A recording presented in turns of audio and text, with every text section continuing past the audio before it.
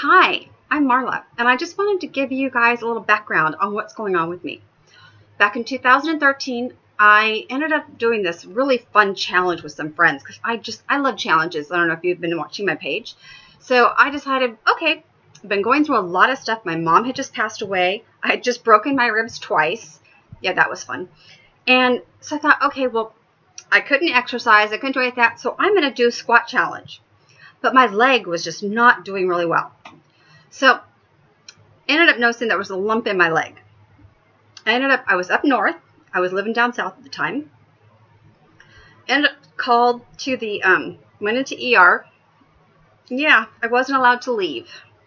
I had a DVT in my leg. And it wasn't just a little one. It was a big one. It took up my left leg.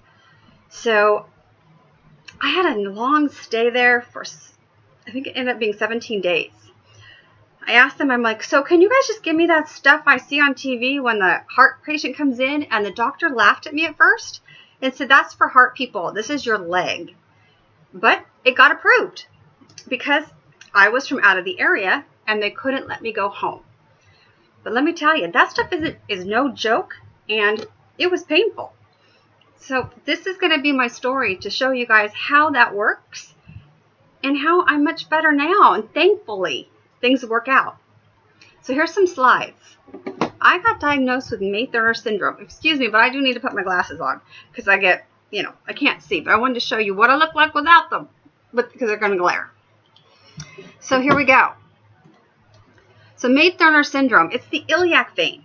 And it mostly affects just girls, women, but we don't actually get diagnosed with it until something else happens, like a DVT, because it'll be building up for a long time, and then they'll see it.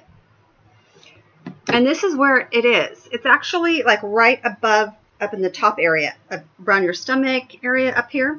I know you can't see because I'm sitting, but, and it's just that it's this little blue vein, but it'll be coming down.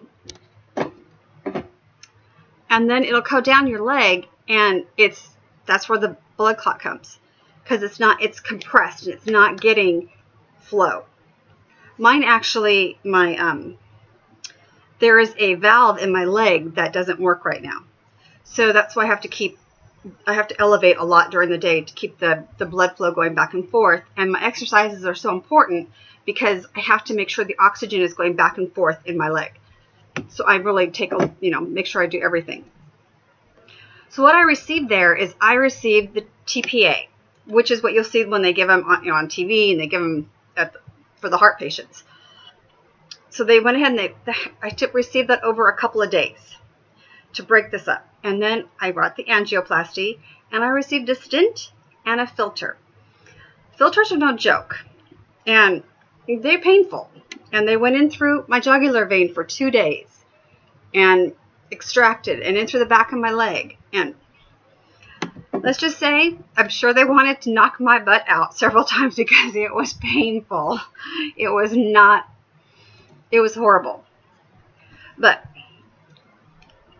everybody's symptoms and issues and health problems are different.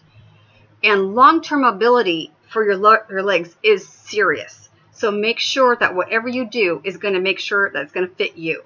The one guy made a comment to me, he's like, when you have this in you, you have a foreign body in you. Make sure you can do whatever you can do to get it out of you as soon as possible. This is the item that was inside of me. The doctor told me, give yourself 6 months. 6 months and get that puppy out, because more than 6 months, that'll start adhering to your veins, and we won't be able to get it out. That sucker was rotating inside of me. And yeah, that's the size. And it would rotate and churn every time I ate. And I could feel it, and I would have to flatten out. So when I got back to Southern California, I talked to my doctor. And we sat down, and he goes, well, let's go to a therapy. And I'm like, no, you and me.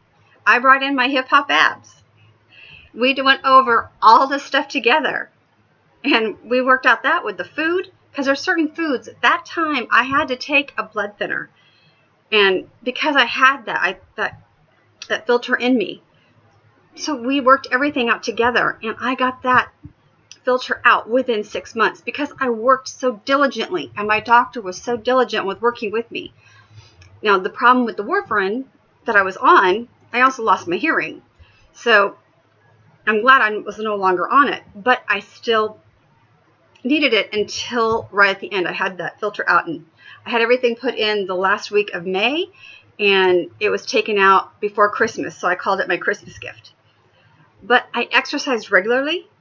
I had to elevate several times a day, and I still elevate because I still have to. I don't really have that choice.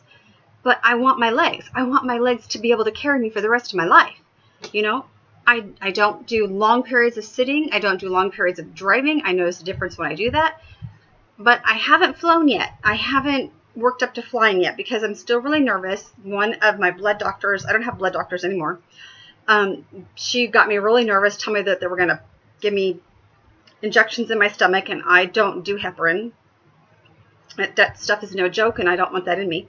So I prefer in eating healthy and watching the times I eat, giving myself exercise, and letting my body heal itself. And I thank God I've got some doctors who believe the same way. No, I don't go to holistic doctors. I go to regular doctors who believe Western and Eastern go together. But they also believe that the body is a good machine and it'll take care of you. But anyway, I just thought I would share my story, and that way it can give people a little bit of background. And I also have some resources if anybody wanted to look it up, and I will post this. You have a great day. Bye-bye.